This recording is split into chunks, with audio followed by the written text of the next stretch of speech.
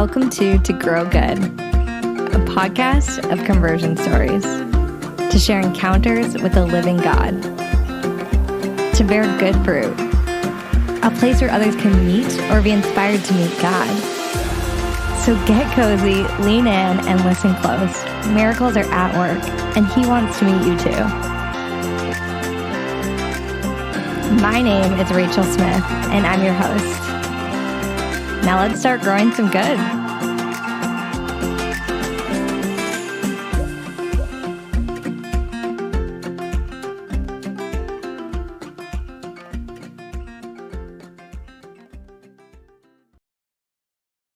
That's so epic. Wow.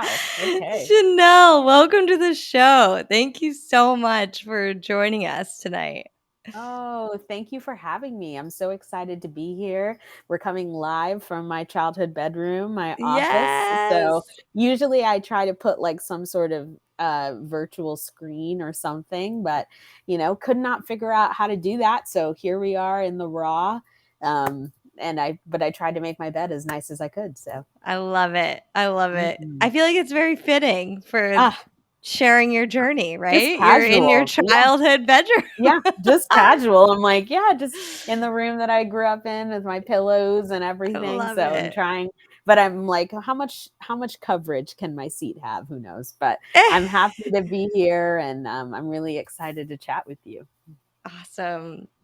So can you start us out by just sharing a little bit about you and what it is that you do now? Sure. So my name is Chenele Shaw, and I um, work. Well, I have a few like gigs, jobs, and so my primary job is I am coordinating 2 routes of the National Eucharistic Pilgrimage that'll happen in the summer of 2024, which is really cool. And so there's going to be 4 routes of pilgrimage walking throughout the United States next summer, and I'm coordinating the route coming out of the south and the route coming out of the east. And so really excited about that. That's a lot of fun work. And then I also host a podcast for Ave Maria Press called Ave Spotlight, which I work with you on, which is so cool. I host another podcast called Anti-Depressing with my friend Jasmine, which is so fun. We talk all about pop culture. So our tag is like we talk about everything from liturgy to Lexapro. So it's pop culture and mental health and everything in between. And then I co-direct a nonprofit called the Before Gethsemane Initiative. So it's a nonprofit that works towards racial reconciliation for people in the church. And so, so it's a few different gigs, but all really fun things. And I am just really happy to be a part of all of those things. And I'm trying my best to, keep my head on straight. So all fun. That's a lot. That's a lot to be Yeah. juggling. Yes. I Well, feel it's like the all Lord fun. does that though. It's like, hey, here's this. Hey, here's this. Hey, I know. put And your hands in this. Yeah. and yes, and I literally was just talking to my priest friend of mine the other day, and he was like, okay, so make sure, like, how are you saying no to things versus saying yes to things? And I was like, well, I know. I was like, well, I'm really good at like saying no to things now. Before I would be like, sure, sure, sure. But it's, it's all really cool things, big blessings. And I'm happy to be a part of the things that I'm a part of. And, and it's like, I'm harnessing the season in my life because I know that there's some seasons where it's like we're just not like we're proud of ourselves because things keep us going, but it's not something that we'd be like, man, I really want to share this with everyone. And so I'm happy to be in a season where I'm like, oh, I'm happy to share. Like I'm not like in a struggle. I'm like happy for the opportunity. So because there were times where I was like hustling and managing a restaurant, and that was like so crazy, and just like living with 5 other people trying to survive. So it's that versus this. I'm like, I'll take it. So yeah. Nice. So it That's so good. keeps me having perspective. Yeah. Do you love coffee with your prayer time as much as I love coffee with my prayer time? I think you do. And why not pair delicious coffee with amazing saints with Catholic coffee? If you go to CatholicCoffee.com, you can take 15% off any order with code GROW at checkout. They are an amazing Catholic company that pairs roast with different saints. And it's really fun when they come in the mail. They even have little tidbits about each saint. And you can use it as an evangelization opportunity, as a gift, or to share it with your family and to learn more about our Catholic faith. Go to CatholicCoffee.com and use code GROW at checkout for 15% off. Yeah. So Nice. it That's keeps so me good. keeps me having perspective. Yeah. Yeah, yeah. And I'd love to hear, I feel like we can get into like how you were called into this work. But yeah, let's go back. Can you share just a little bit about how you were raised and what your relationship was like with God growing up? Sure. Yeah. And if you can remember a moment where it all started to become real and you Mm. started to think maybe there's more to this faith thing than I thought. Yeah. Yeah. Well, I mean, I grew up in a non-practicing Catholic family, so very seasonally Catholic. So we went to mass on like Easter, Christmas. My parents sent my sister and I to Catholic school, so we can get like the best education possible. And at the time, and my mom went to Catholic school growing up, so that was very important to her. And so I went to Catholic school during my time there. I didn't really like Jesus was more of a formality, like something that I had to do, someone I had to pay attention to. So didn't really have like a relationship. Wasn't like anti God, but just more like, nah, like just kind of something that we do occasionally. And then when I got to high school, I went to public high school, and at that point, I just remember being like, I'm not really. I was going on mission trips like every summer with a youth group at my parish, but it was more just to like go on a mission trip. Like I wasn't participating in youth group. I wasn't like doing things, and I just remember thinking to myself like, I just think that God's not. I don't know if God's like real, but I guess I'd be willing to give it a shot. And then an opportunity just didn't come at that time. Then when I was in was entering 11th grade, I was actually kicked out of a program at my high school, and which meant that I was kicked out of my high school because I had like a very low GPA. So, and it wasn't for the sake that I wasn't smart. It was just because I just didn't try. Typical kid story. So, didn't try, didn't really care, very preoccupied in making friends, very preoccupied in not telling my parents what my actual grades were. So, just like didn't make great choices. And so I was kicked out of high school. The only thing my mom said I could go to was high school youth group. So and which is crazy because at that time my parents had just gotten divorced and didn't really like we didn't go to mass or pray or anything like that, but my mom was like, well, if church is the only thing you can go to. So I went to high school youth group begrudgingly. They just had pizza and like games. And then I was invited by I'm the godmother to her child.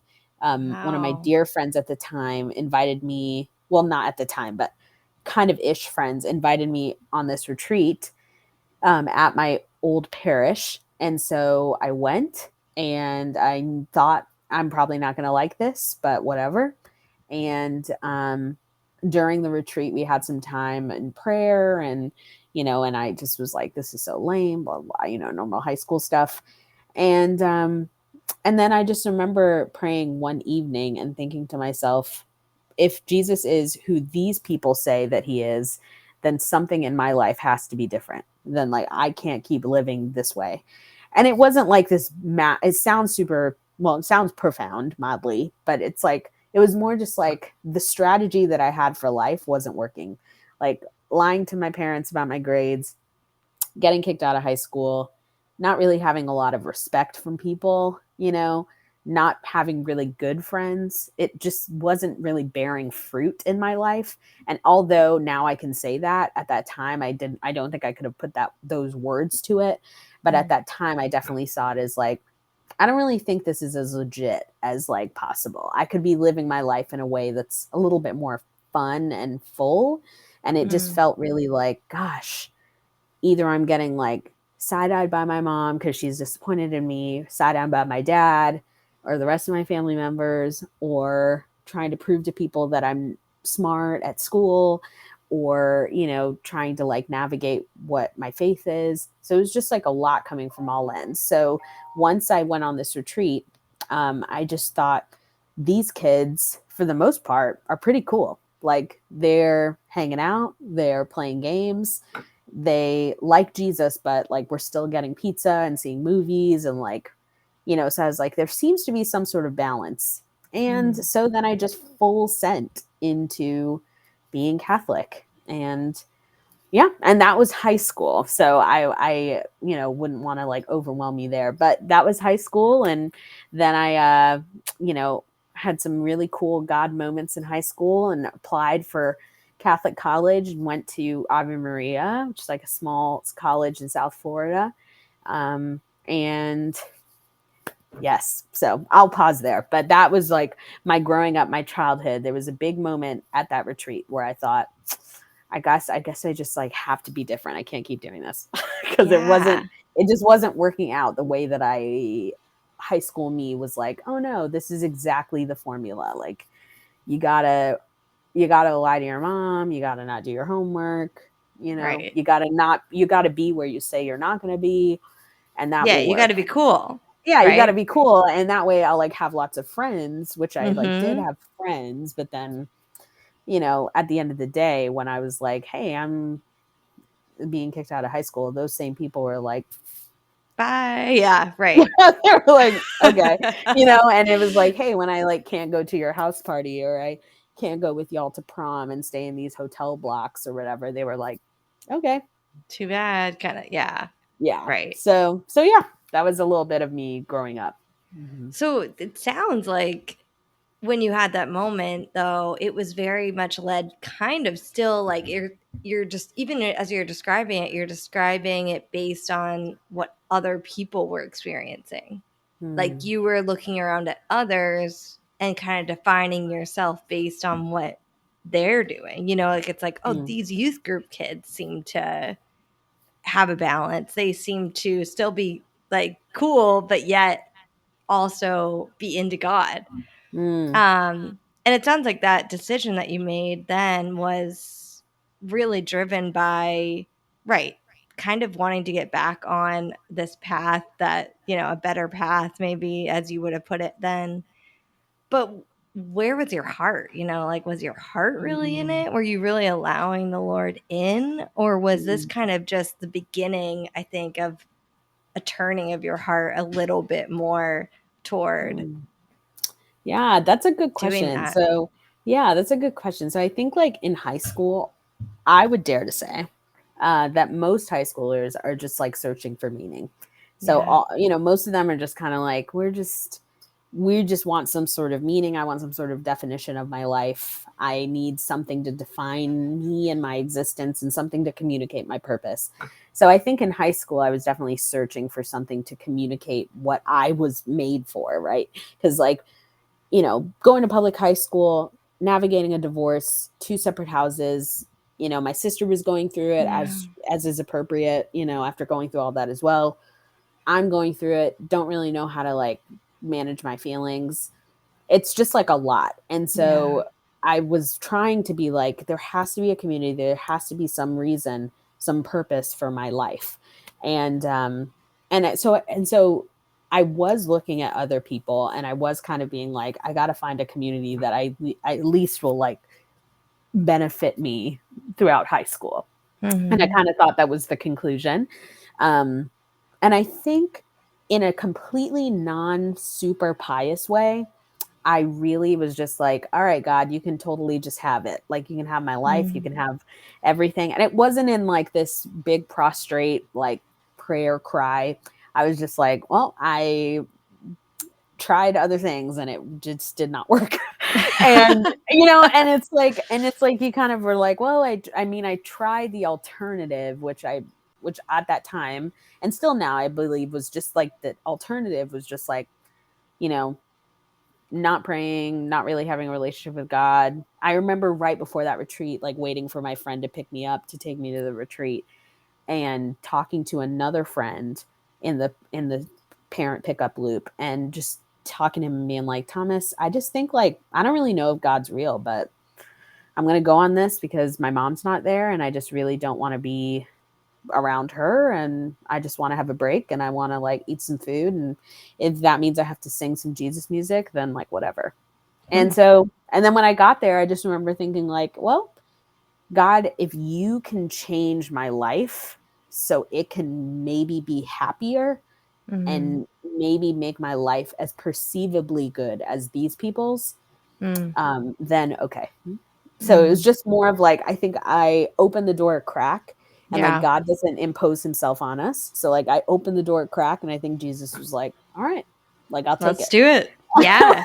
I'll take it. And so it was just really like a, you know, I'll take that little yes and like we can go for it. Let's And go. I'm grateful that like God still hung with me because I was quite the mess in high school. So yeah, for sure. Yeah. So then, yeah, what happened, I guess, from that moment, you know, like, especially after the retreat? Because was it like, did you start living out the faith, like, you know, practicing and Oh, coming back to yes. mass, going to confession, like Oh, doing the yes. sacramental life, or Oh, yeah. Like, girl, I full sent into being Catholic. I was like, wow. okay. I was like, well, all right. Like, what is this? I mean, Rick at the time was my youth minister.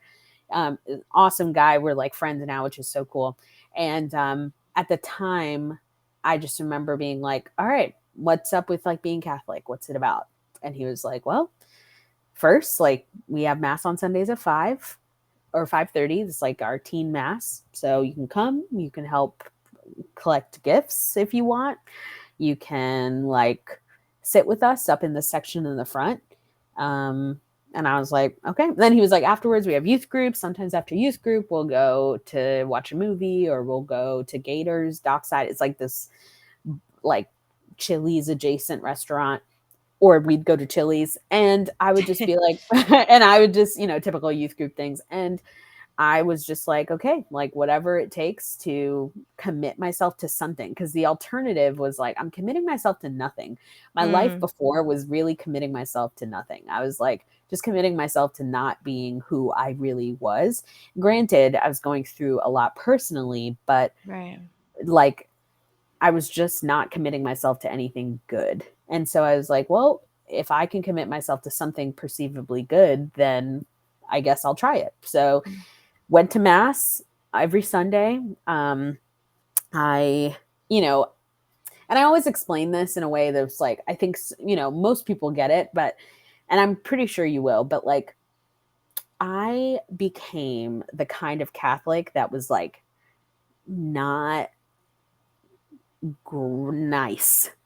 And not that I was outwardly mean to people, because I am not that way, but I was just very intense in a way that was so off-putting. Like now, if I met me, I'd be like, girl, relax. Like if I was my youth minister, I'd be like, girl, chill. Like, you know, it's okay. You can, you know, you don't have to like wear the same shoes for 4 months in penance. Like you can buy new Vans. Like you can like, you know, because I took everything so, you know, or like you don't have to stop what you're doing in class. And like I used to bring my liturgy of the hours book with me to class, and like pray during lunch or pray during class if it was like 3 p.m. and 12 p.m. And I would like pray the Divine Mercy Chaplet on my drive home. I would listen to it on my iPod, or like I would watch it on EWTN when I was washing dishes. And I was so like rigid. And like unforgiving about it, and which didn't serve my family well or me well, but you know, I digress. So that I really just like full sent into it, and whatever that meant as a high schooler. You know, it's like high schoolers are the definition of intense, so you give them a challenge and they're like, sounds good. So I accepted the challenge of being like, be best Catholic that I could be. And then I started learning about saints. Well, the best Catholic I thought I could be. And then I started learning about saints. I started learning about the like Rome and different churches and Marian apparitions. And my brain was like filled with knowledge that I was like, and then I started learning about apologetics. And I was like, and so, yeah, so I just really, really, really like full sent into it. And then thankfully at my time at Ave Maria, I felt like I was in like a Catholic Disneyland with so many Catholic people. And in ways it was really good. And in ways too, it was very humanizing because thankfully for me, in my experience, I met a lot of people that taught me how to be. And I always hate when people say like, I'm a normal Catholic, because I don't think that's fair. But for lack of better words, like I met people that taught me how to be a person that exists in the world, but I'm not like about it, Consumed. you know? Yes. Yeah, like I'm like Yes. in the mix, so I get it. Like I Yeah. understand Right. it, and I'll like go to Target, I'll go to the beach, I'll dance, I'll, have a beer, I'll relax. I'll go to Panera, hang out, whatever, and I'm chill. And so I think that was the beginning of my like balance era. And then after I graduated, that was like the continuation of my balance era to where now I feel a lot more like, okay, there's been a good period of time, which aging myself is like 10 years later. Now I'm like, okay, I have a good period of time where I've digested a lot, and now I'm able to make more sense of it. So, but yeah, I definitely, as the kids say, like full sent into being everything that I thought that a Catholic is. And it was just like very intense. And I probably would not recommend that kids like would have been friends with me at that time. So Yes. I yeah. love that you shared that because, yeah, I can definitely relate too. I feel like when I Mm-hmm. came back, it's just all consuming, like it's Mm-hmm. and people call it like the honeymoon phase, which I guess you're Mm-hmm. kind of describing a little bit different though, which I'm interested in diving into a little bit because it's kind of like I'm wondering what was your relationship with the Lord like? Because it sounds like you were praying a lot, but it had a lot to do with like what you perceived was a good Catholic versus like letting the Lord just love on you or like Mm-hmm. just like feeling the Lord's like love for you, Chenele, Yeah. versus the Yeah. masses or like, oh, I have to do these things. It's almost like you were like, I got to do these things in order to like be a good Catholic, Yeah. Yeah. Which I which, think a right, lot of us are kind fall of like, into.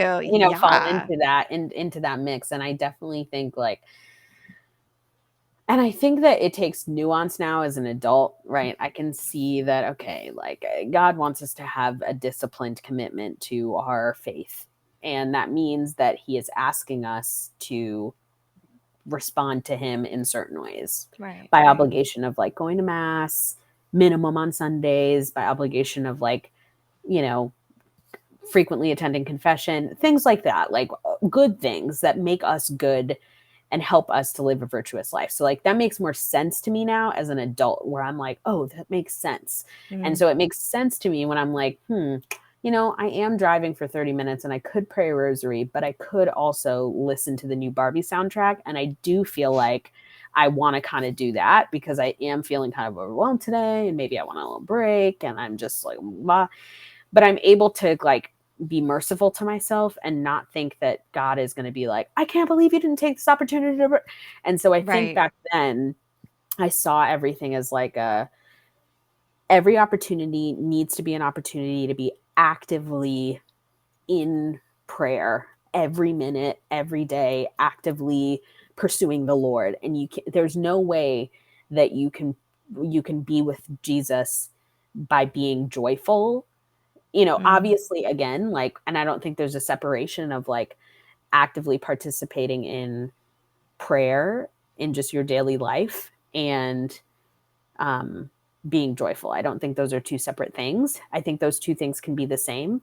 And I also think that like Jesus asks things of you, like I was talking about before. And so it took a while for me to kind of figure out how those two things work. And so at the time, my relationship with Jesus would be it was very beautiful. I love God like a lot. And sometimes I'll ask God now as a 30-year-old woman, I'll be like, man, I wish I had that same kind of dynamism of like, do you guys want to go to the Adoration Chapel? Do y'all want to like say the Angelus? Do y'all want to, like, I wish I had that same kind of energy. But I also think that in a way that those kind of rituals consumed my life, it was not healthy. So like my relationship with Jesus was very like, okay, I'll do this. And then like when bad things would happen in my life or when things that I weren't prepared for, I would kind of like fall off the wagon. So I would be like, oh, I haven't prayed in like 2 days. Then I would like punish myself, and then I would be like, wow, oh my gosh, okay, like I need to go to confession. I need to go to confession so then I can go to mass, so then I can receive communion, so then I could pray, so then I can be right back in position with God and we can be right back where we were. And it was so, and a lot of people talk about how like your relationship with God the Father mimics your relationship with your own earthly father, which like in my case like wasn't healthy at the time. So that like everything makes sense in context, so that makes more sense to me now as an adult. But yeah, my relationship with Jesus was just very in the way that I thought if I did everything that I could to be the best Catholic ever. So I'm like putting confession in my Google alerts. I'm putting mass in my Google alerts. I'm going to mass every day. If I didn't go after class, I would like get so upset at myself. I'm praying a rosary after mass. I'm missing lunch with my friends. They're all going to dinner. I'm staying in the church and praying the rosary afterwards because I have to pray a rosary every day. My friends are like, why are you eating with us? And I'm like, well, this is just something that I do, to the point where it's like, I'm not fostering relationships with people. I'm not being charitable. I'm not listening. I'm just actively living in my own, I'm like living for my own sanctity, like all the time. Yeah. And so I, in some ways my relationship with Jesus was beautiful because I knew that I knew that he wanted and wants my holiness.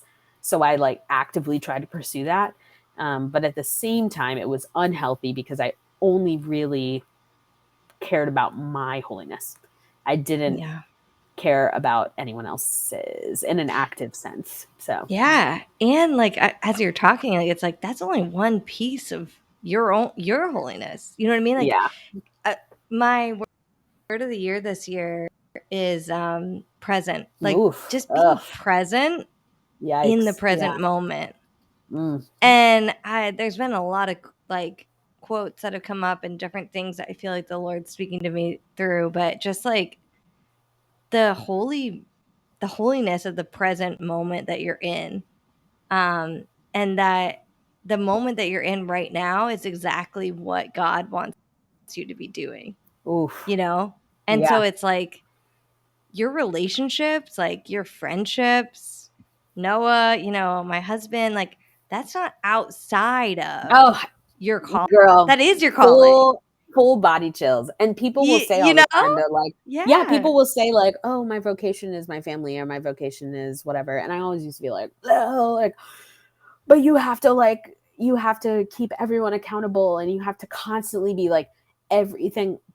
One of my dear friends the other day, she was talking about her own husband and she was like, I was telling so-and-so, she was like, I was telling him, you don't have to actively be having an opinion and so fierce about everything. Like you can take a breath. And I very much respect them. And I was thinking at that when she said that, like, whoa, if only young me would have heard that, because the way that I would full like speed alert and be like, everything is a debate, everything's an apologetic, everything is is a follow-up text to someone afterwards after a conversation being like, hey, so I found that Bible verse I was talking to you about. Everything is getting in the car and being like, have you guys heard this new Lecrae song? Have you guys heard this new Matt Maher song? Do you guys want to pray the rosary? Do you guys? And it's like, oh, I like, I didn't even allow for people to like exist around me. And I think for that reason, I wasn't living my faith in the most dynamic way. Because now as an adult, I feel happy that I have people in my life which like I pray for them every day, people that aren't as close to Jesus as they were. And then people just that aren't at all.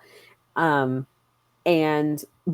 I have them live around me and in my presence without it being this like jarring experience for them. And I'm sure in some ways it's like not super comfortable because my faith is like, something that's very important to me, and maybe it's not to them, but through like a mutual respect, it's kind of like, well, okay, like I can live and be present to them. They can be present to me in ways that they can, and we can be mutual to the capacity that we can. And I definitely think like younger Chenele just like couldn't do that. Yeah. Could not do that, could not be there. And so there's a lot of growth there. But yeah, but younger me, my relationship with Jesus was very just like, when I die, I'm going to go to heaven and pray for everybody else. Right. So it's right. like, I'm going to go to heaven and pray I'm for doing all the things. Yeah, like, Yes. I'm going to go and pray. And if I'm in purgatory, then I'm going to wear like 4 scapulars so then everyone can pray for me to get out. Like it was all just like, I'm going to go and I'm going to save all of you. Like, yes. and, and it's just like, there's no guarantee, girl, that like, you're going to make it. And, like, there's no guarantee. And like, how crazy was I to be like, oh yeah, no, like I'm absolutely going to be like the savior of humanity. You're the one. I want to say thank you to today's episode sponsor, Thomas and Arts. Thomas and Arts is an amazing family-owned and run art business, small business that is creating original art and affordable reproductions for contemporary beauty to flourish in community and culture. It's just this beautiful family raising 5 boys in Colorado that has felt inspired and called by God to produce and create original artwork that shares the saints, the Holy Family, and other beautiful artwork in a contemporary and creative way and culture while they're at it. So go check out some of their beautiful prints and artwork at thomasandarts.com. That's THOMASON arts.com. And you can use code 2GROWGOOD at checkout for 10% off your order. Use code 2GROWGOOD, all one word, at thomasandarts.com for 10% off your order. Going to be like the savior of humanity. You're the one. Yeah. Yeah. And no, yeah. I heard this. I heard this quote the other day. I forget who said it, but right. It's like he already did it. Like the work's already been done. Like he's the savior, not you. So like you could stop everything you're doing tomorrow. And like it's already done. Like it. So I just think like we are right. We're in service and to him, and like we're allowing him to work through us, but at the same time we're not so important that if we have to stop doing what we're doing, then somehow salvation itself is going to be lost. Like, you know what I mean? Like it's like so but I love how you're articulating this, because I think there's a lot of converts that right after they come in, you're so on fire, and it's hard to come down. It really is hard, and you want to tell everyone. So there's a beauty in that too, and the Lord, for sure, the Lord works through that absolutely too. Even though, right, there were like things like you're saying, it's like as you mature, I feel like you start to learn like, oh, love is a give, like a receive. You have to receive others, in order to hard. give. Yeah, because it's like love's not others this is like hard. Yeah, love's not this like constant like one way. Yeah, because I would always be like, okay, like how can I do this? Yes. Yeah, like how can I be the like best Christian, because my life is a witness. My life is a constant witness. And I would like torture myself with being a witness. So much so that I just remember being like, I wonder why like my sisters who aren't practicing are great women, so no slight to them. I wonder why they don't want to spend time with me.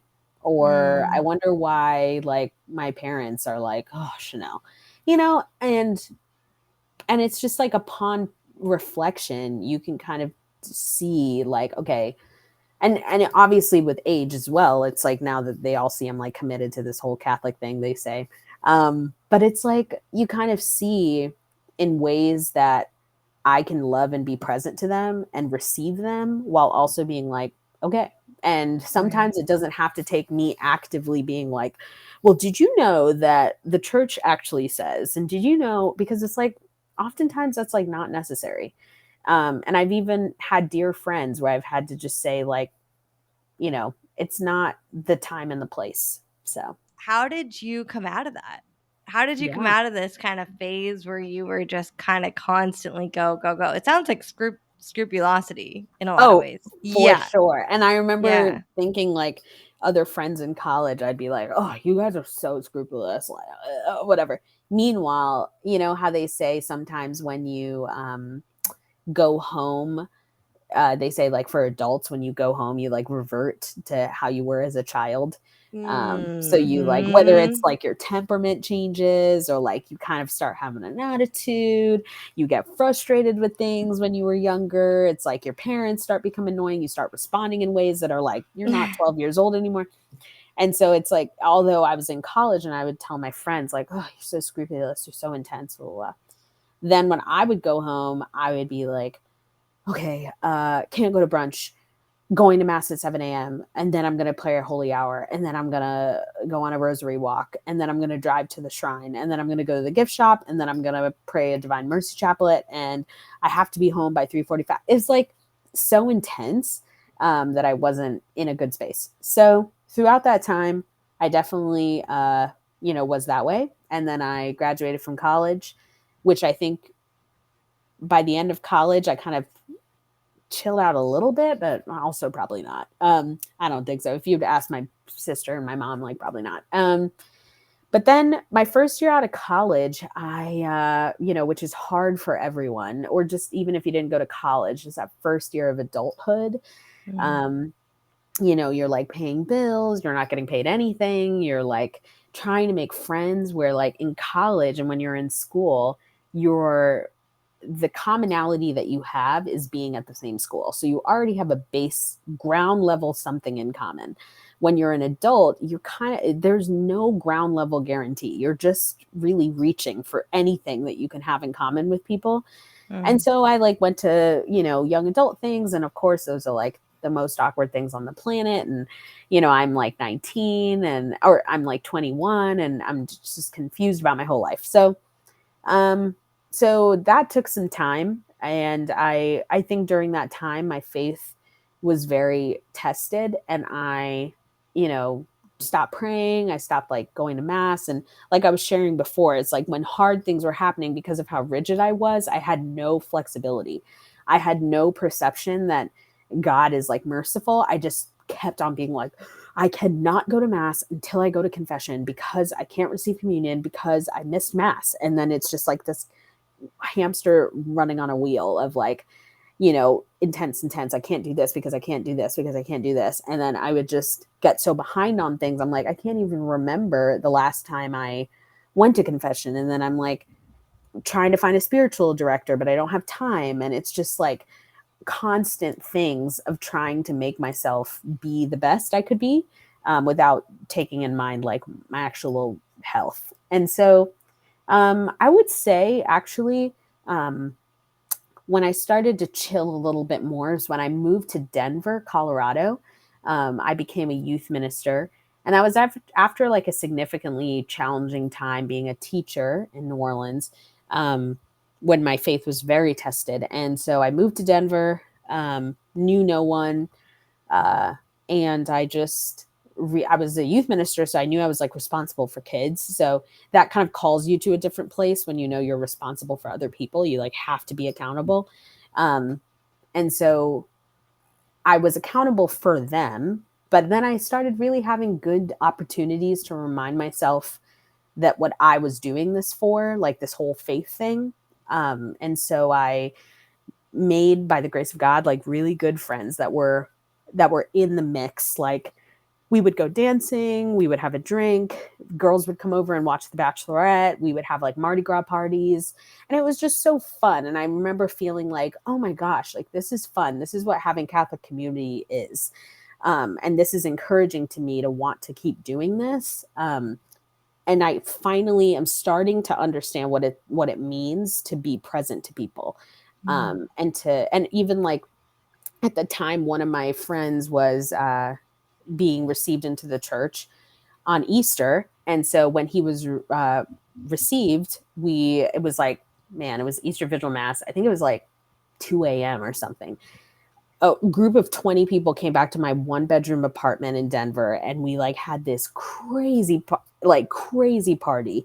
And we played like super loud music. I made like 1 pot of jambalaya. I bought like snacks from Target, and I was like, we were like jumping. We were singing like Lizzo and Carly Rae Jepsen, and it was like screaming, and we were like having cake, and we were like, yes, you're Catholic. Like, tell us what it's like, so excited. And I just remember thinking to myself, like, this is it. This is what it means to be a Catholic that I want to be. And what I think we're being called to is all these people are in my home sharing my space, and they're comfortable here, and they want to be here because I've received them in a certain way. And that kind of forced me to change a little bit. Nothing perfect, but I think a lot more. After some time there, I moved to Philadelphia, which we were in like COVID era. So that was, pretty tough. And at that time, I actually managed a restaurant for a year and a half. So had nothing to do with my faith at all. And so I just really, my only witness to people was just like being a regular person. So that also pulled me a lot out of myself, because at a restaurant, I mean, I can't be like, what's your relationship with Jesus Christ? I was just like, well, would you like ketchup and utensils? So it was like, I think that really forced me every day for like 8 hours a day to be like, okay, I manage this restaurant. I got to like make sure everything's stocked, make sure everything's prepared, and I can still have the integrity that I have, and I can still have the kindness that I have. And in small ways, I can maybe communicate to people about what I believe on a larger scale. And I can't do it in grand scale ways. Like I cannot physically stop and bring out my bravery. So then how am I living my faith in a way that's realistic in this like secular space? So that really just looked like, hey, for opportunities that I had when people are like, well, what are you doing this weekend? I'm like, oh, I'm actually going to my friend's house, and we're going to like celebrate Easter. And people would be like, that's cool. What is that? And I'm like, oh yeah, we're going to have food, and, we're going to mass. And they're like, well, I don't know what that is. And I'm like, good. It's like church. And they're like, cool. But it's like things started shifting in ways where when you have to come outside of yourself, like you were saying earlier, it's like when you're not only thinking about you and you're coming out of yourself and understanding that there are other people that exist outside of the scope of your reality. And you're not just talking to everyone like everyone knows exactly what you're saying. It really helped me to be like, okay, I think this is a healthier faith where not everyone knows what I'm talking about. So I have to kind of say things in a way that make more sense. And then also if people have objections, I don't have like an hour to sit and be like, well, actually, Thomas Aquinas has the rules, because they also don't know and don't care who that is. So it's like, how can I live a faith in a way that is both faithful and attractive? And I think it helped me to learn how to do that was my time in Colorado, and then my time in Philadelphia, and definitely all my time inside. And my only outlet was my restaurant job and like going to mass on Sunday. So it was like much more of a, public witness of faith. Chenele was like, well, you got one shot. So, your one shot is like rolling these utensils and like putting out these, soy sauce packets. So you got to really do it and make sure that these people know that you believe in Jesus by just the way that you're acting. And how can you do that? Can you help Mm. these people feel loved on, even if it's for like 10 minutes when they're picking up their food? And that was just something that I had to do. So, Yeah, I feel like too, as you're talking, like it's like the mercy of God is coming out in that so beautifully. Like it's like he just meets us right where we are, girl, you yeah, know? And it's yeah, like and it's yeah, he loves us as we are. girl. And it's his love that leads us to conversion, like deeper conversion. And Mm, it's not judgment or like fear, it's his love that makes us want to, you know, get closer to him. And yeah. so it's like by loving others, by serving others better, that is really the answer, in so many situations and in so many ways. So exactly what you're saying, it's like, okay, how can I best love this person in this moment? Not how can I give them the perfect answer, or like how do I fill all my time with prayer? It's how do I best love myself so that I can love others. And that obviously is all poured out by receiving the Lord first. But so do you feel like you've grown, I guess, in the mercy of God, like how you Oh, in your own relationship with God too? yeah, I would like to say yes. So I'd like to say yes Sounds like yes. in the most like humble way. I'd like to think that I have both grown in how I'm merciful to others and how I'm merciful to myself, because there are times where I mess up a ton. And like working in any kind of ministry, or I mean scratch that, even working in any type of like interaction with another human being, in a beautiful way, you're like a whole mother and a whole Mm. wife. Your whole life is now like you're still yourself, but you're like Rachel poured out for the sake of Yes. this boy. So it's like it's like in so many ways you're like, dang, if I'm not merciful to myself, Yeah. then like God's holding me in existence by his mercy. So like I gotta take advantage of that, because I'm so tired. Like I'm exhausted. And like if he's merciful to me, then I gotta give some of that to myself. Like I'm taking some of that and I'm giving it. I'm receiving it. Thank you, God. Because other than that, I would be dead. Like I couldn't make it. Mm. And so I in many ways think like through the grind of life and the exhaustion of life many times, and through also the joys of life, you kind of see how God is like, all right, like you're He's good. worked and he's Yeah. working through it And you're like, all. you're doing great. Yeah. Like I'm here, Mhm. you're doing great, you're good. Or like, hey, I see that, all good, understand, didn't mean it, Right. Right. whatever. And so it's like, it's almost feels like, in many ways for me, it feels like I'm robbing myself by not being merciful to others and not being merciful to myself. Because I'm like, well, Mm. God's already merciful to me and to those people, even the people that I'm like, oh, So I'm like, well, I might as well just like ride that wave. And Yeah. and so much of my life is an outpouring for others. But then I reflect on so much of how Jesus outpoured for me that I'm like, cool. I am happy to be in the mix of that reception. And so it's like, and so much of my life is seeing other people outpour for others.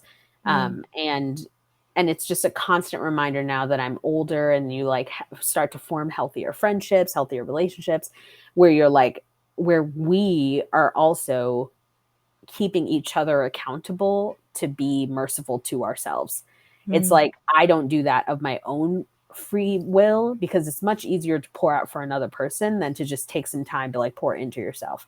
Mm. So it's like so many other people in my life are like, okay, Chenele, that was really cool, but like, kind of think you need to press pause, or would really love if you took a nap because you're being kind of mean, or like would really love if you ate a snack, or like would Yeah. really love if you said no to that meeting, because I think that like 2 weeks ago you were complaining about all these meetings, and I think Mm. you shouldn't be doing that. Mhm. So it's like all of these things in my life that keep me in check are little ways that I believe that God is speaking into my life, which I believe he always has been speaking into my life, but I've been so consumed with myself, I wasn't seeing it.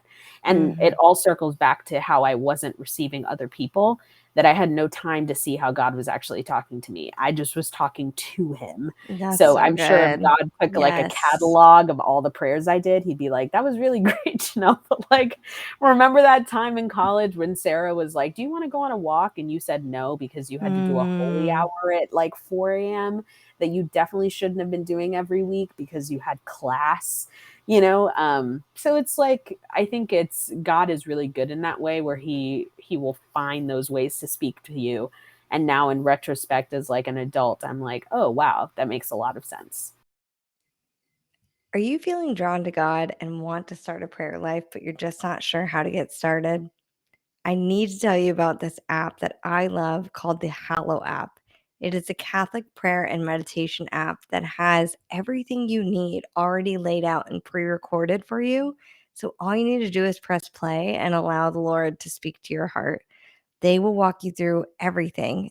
They have the daily gospels, they have guided silence with the Lord, they have the rosary, saint stories, prayers for Lent and Advent, and all the different seasons of the church.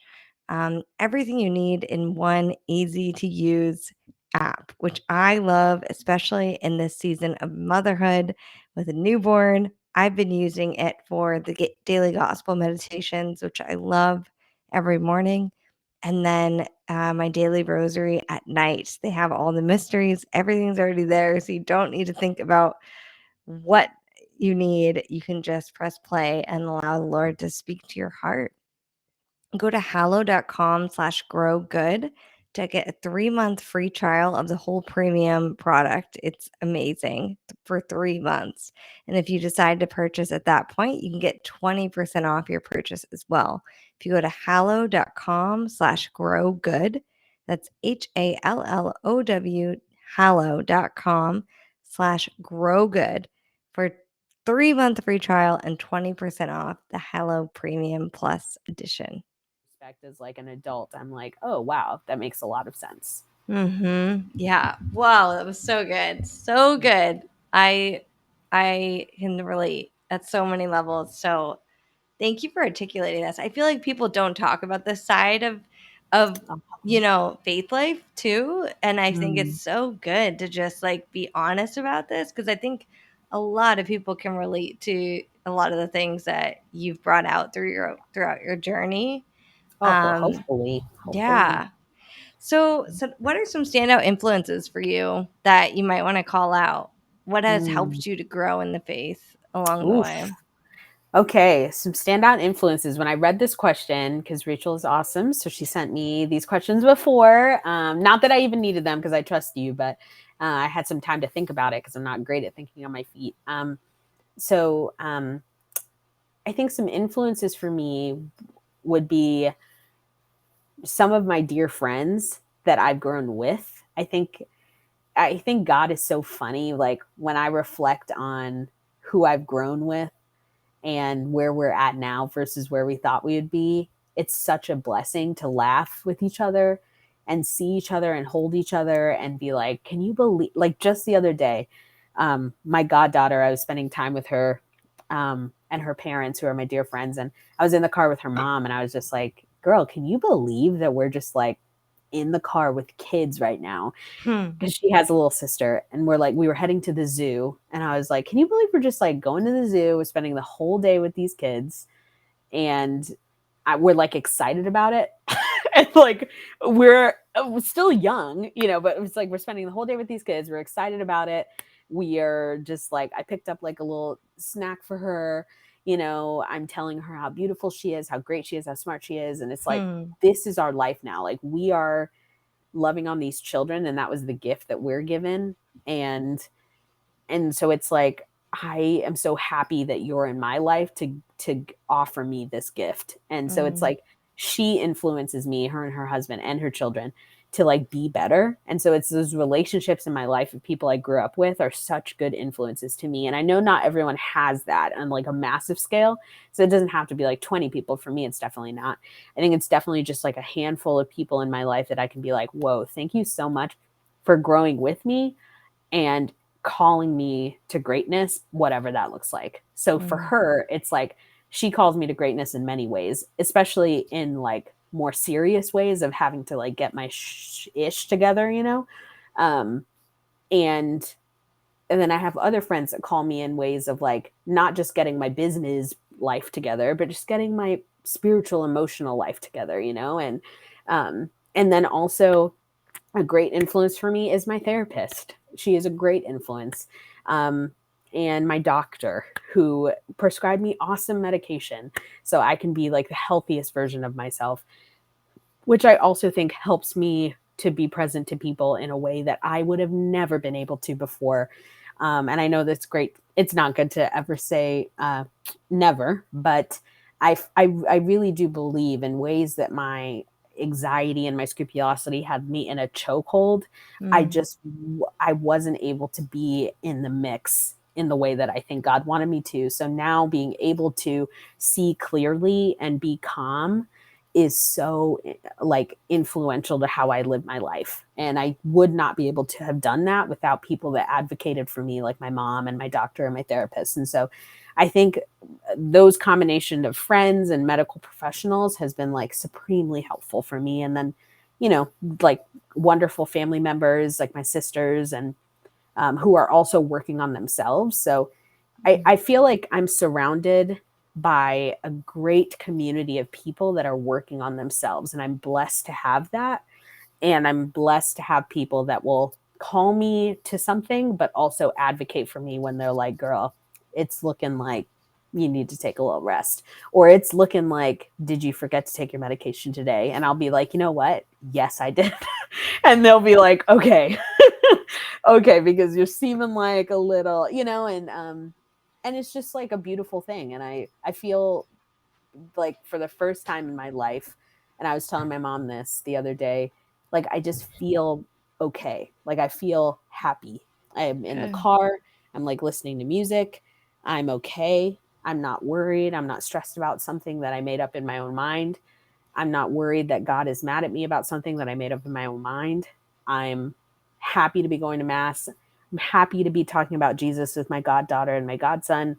I'm happy to be, you know, like I'm happy to be in the mix in my faith, present to people and present to myself. So definitely all those influences are great for me. So that's beautiful. Yeah. And I guess on that same note, can you share with us one scripture verse that has either played a foundational role in your journey or that is just on your heart in this season right now to share?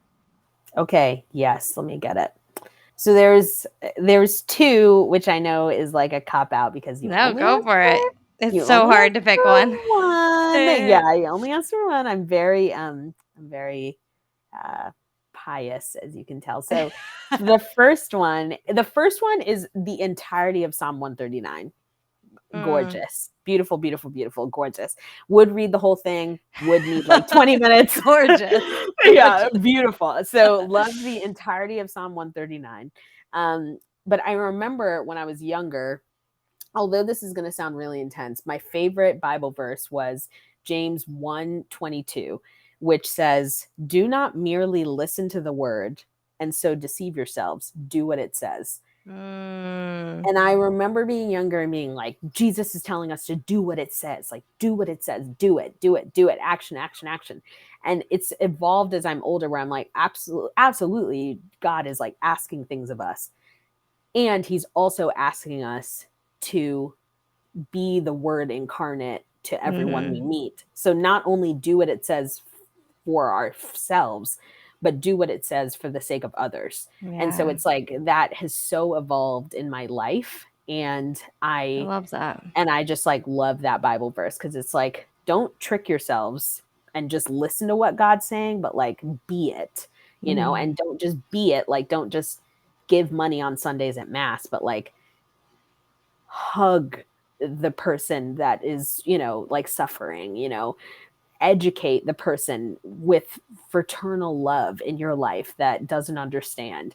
And so it's like be that word incarnate to other people, and don't just fool yourselves and just listen to it and think that you're doing what God is asking of you. So those two Bible verses are probably like my top favorite. So good. Yes. And I love that how you tied that into like your whole journey. I think as you've grown to know and just like, yeah, come to know the love of God and the mercy of God and the all encompassing kind of vision that he has for each one of us to live life to the fullest. It's like it's not just one piece of it, it's really becoming the word incarnate. And that means like every moment that you're in, like if you're looking for what God wants you to do, like just look at your life right now. Like you're doing it. Like Mm. he set this up in such a way that like the present moment of now is what he's calling you to be in. And And this so is it. Even when yeah, it doesn't feel exactly. like it, big word, Rachel, big word you're saying. Yes, Even when it so doesn't feel good. like it, y'all, for everybody listening, God's in the mix. Even when it doesn't feel, even when you're living with 5 women, you're managing a like Philly cheesesteak restaurant. You wear the same clothes every day. Your face is breaking out at 27. Like like you're like, oh my gosh, you're just like, what the heck is happening? God is in the mix, and not Yes, in a way that he's punishing you like you might think. You're not doing anything wrong. Could exactly. there could just be something there that you're just not seeing, and that's okay, because like God's here to just be merciful and explaining it to you, hopefully at some point one day. So, and it's just Yes. like some things just we're just not in a place to digest that message that God has for us at that particular time. So, but don't lose hope, y'all. Don't lose hope. So good. Yeah, his grace is just right. He's always pouring out his grace on you in any season that you're in. And we're always learning and we're always like we're always getting deeper and deeper into him. It never Mhm. ends. There's always Mhm. more to learn. There's always more to shape. And I love too the image of just like waves on a rock, like Mm. he's slowly like shaping us through our life experiences and through the things that are going on without us even having to try. So Mhm. we don't really need to do so much as to live it out and just be in the moment and trust that God is working through us and he'll bring whatever we need in our path if we trust in Mm. him and let him do it, That's the word. That's the so word. good. So good. Thank you so much, Chanel, Oh, for thank you for joining having us me. and for sharing your journey and just being so open about, I think, a lot of the challenges. Like, Mm. because I love to like not sugarcoating once you come into once you come to know the Lord or once you come into the church, everything's great. It's like, nope, that's just the beginning, man. I'm That's just like, it. Yeah, and it's buckle like, up. yeah, it's like buckle up, dude. Life is a highway, and it's like, and it's Yes. like crazy. And can I share one quick thing? Yes, yes, please. One quick thing that I would recommend to everyone is try to do something in your life at some point. Obviously, like, you are married, blessings. You have a beautiful child, blessings. So you have already done a lot of things that have probably shown you, and you'll continue to do, but have probably shown you how small you are in the scope of eternity. Like, you Yes. play a monumental role in everyone's life, but specifically in 2 people's lives. Mm. And it's like, but you're also so small. Like, you've seen how the world is so large, and etc. And so, for those that aren't not married, or even for those that are, like, do something that will remind you of how small you are, and not in Mm. a chastising way, but in a way that it will really give you perspective to how like good and like grandiose God is. Because a year ago, I went whale watching in California because I'd always wanted to, and I'd like love whales, and I was like, I gotta go see them. It was like after we started moving out of the pandemic, as in a formal sense, and so I was like, I gotta go to California. I'm gonna do it. I'm gonna go by myself. It's gonna be like a trip by myself. I'm gonna go to a national park. So I went, and I like went on this boat, and with some other adults, and we were just like out in the ocean in California, miles and miles into the ocean, Mm. couldn't see land. and we were just waiting for like whales. And all of a sudden we're like, it's the boat captain is like, all right, everybody, look to your right, like look to your right, and there's this huge, like gigantic swarm of like seals coming out of the water. And I Wow. was like, what? Huge, like I can't even, and probably as big as a truck, seals and birds like diving into the water. And he's like, whenever you see that, that's because a whale is coming up out of the water to get krill. So all the it's like a codependent relationship. So they're all like relying on each other to get food. And so Wow. the seals and fish know that that's what this whale's doing. So they're going to get the food. And so you're watching that and you know that the whale is coming. And then all of a sudden you see just like this massive like mouth and fins, and it's like blowholes. And then you realize that's just the baby. And then the mom comes and it's just like gigantic. And you're in the middle of the ocean in like a tiny boat. The whale is as like, your boat is probably as big as like its flipper, and you're just like watching it in the ocean, which you're like, holy crap, like this ocean is so deep. There's animals in it. Like they have a whole lifestyle they're living. Like they have things they've been doing. I'm just like seeing this. There's so many different types of whales, so many different types of seals, so many different types of birds. And you're like, oh my gosh, but like I'm breathing air and here, and God is holding me in existence, and I get to have relationships and eat good food and listen to good music and see beautiful sunsets. And you're like, oh, like God is so creative, and Yes. I am so small, but I am so important to him that he's still making sure that I get to experience the goodness of life.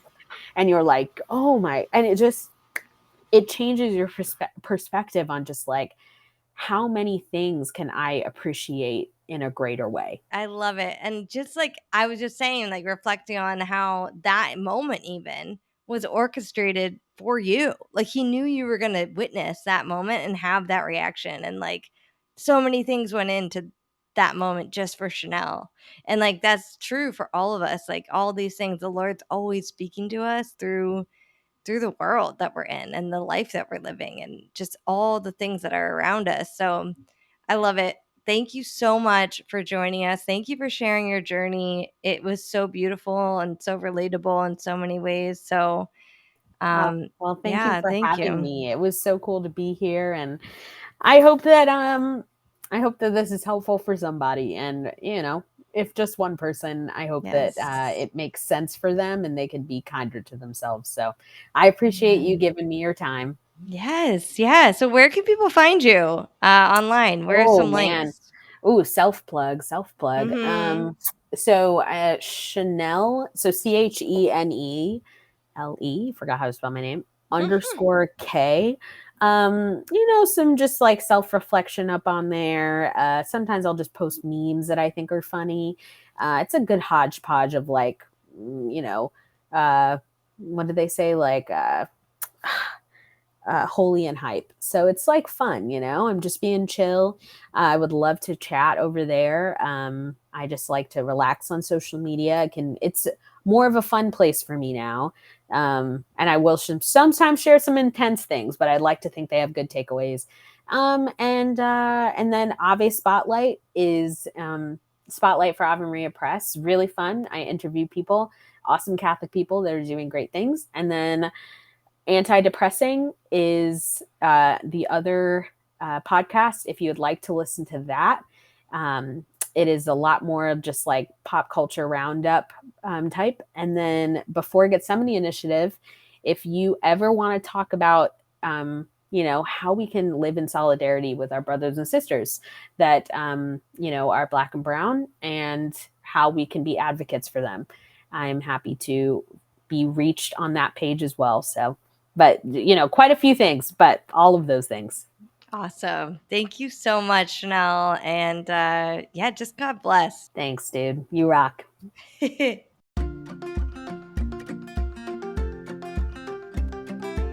Thank you so much for listening to this episode of To Grow Good. There are a number of ways you can support this mission. Follow us on Instagram at To Grow Good. Join the email list at togrowgood.com for free weekly devotions written by Catholic women, a monthly newsletter with the most impactful content along my journey home to the church, and a notification each time we upload a new episode. Share this episode with a friend, a family member, a loved one, or a coworker. Leave a written review on Apple Podcasts to help refer the show to others who might be seeking. And you can pray. Pray for this show to reach the souls that God wishes for it to reach. If you are praying for To Grow Good, please be sure to reach out and let me know at togrowgoodpodcast@gmail.com. Finally, you can help to cover the financial cost to create and produce this show. For as little as one iced latte a month, you could join our little community here at To Grow Good, the branches of the vine, in exchange for monthly bonus episodes, gifts from the To Grow Good shop, and more. You can learn more by visiting patreon.com/togrowgood. Thank you so much for being here, friend, and I will see you next time.